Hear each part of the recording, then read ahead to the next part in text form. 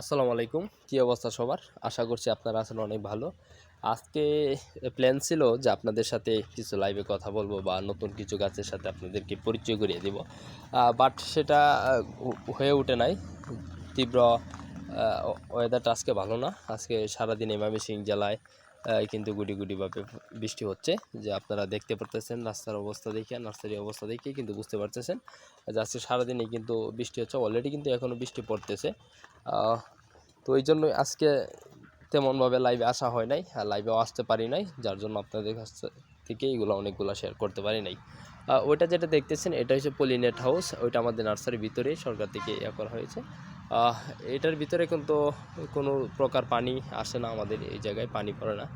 Event এই যে কিছুদিন আগে যেই গাছগুলো দেখেছিলাম যে G9 কলা, দেখেন ওই দিন কী অবস্থা ছিল। আলহামদুলিল্লাহ এখন কিন্তু গাছের গ্রোথ খুব ভালো হচ্ছে।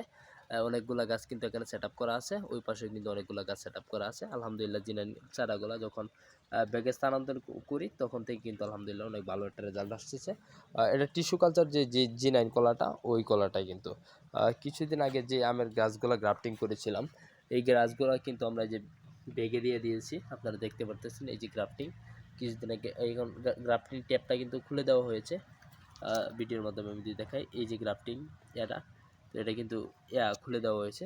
চিয়াংমাই একটি আমের ভ্যারাইটি, খুব চমৎকার একটি আমের ভ্যারাইটি। এই গাছটি কিন্তু এখন সেম এভাবে আছে, আপনারা দেখতে পারতেছেন।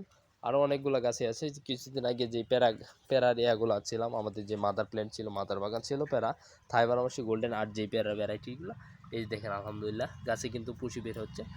যে এইগুলো কিন্তু প্যারা ভ্যারাইটি। ওই যে আরও ওই পাশে আছে অনেকগুলো আছে, মাথা পর্যন্ত কিন্তু সবগুলো কিন্তু প্যারা ভ্যারাইটি। তো আজকে এই পর্যন্তই। বৃষ্টির কারণে কিন্তু কিছু আপডেট দেওয়া হলো না বা দিতে পারি নাই। ধন্যবাদ, ভালো থাকবেন।